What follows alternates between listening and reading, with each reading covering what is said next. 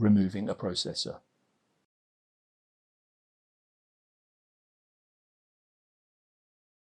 Remove the tray cover.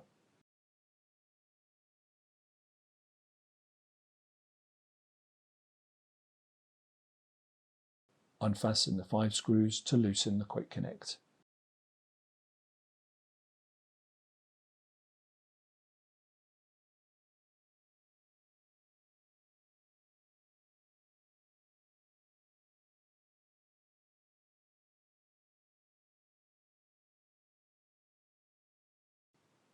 Unfasten the water loop screws and quick connect screws with a torque screwdriver set to the proper torque.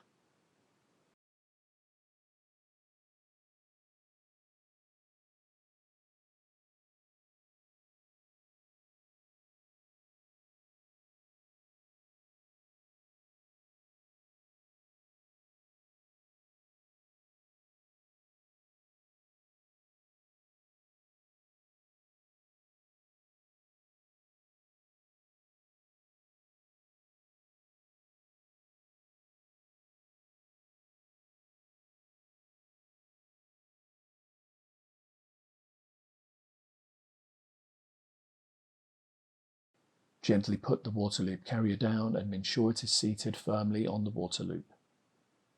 Fasten the 12 water loop carrier screws.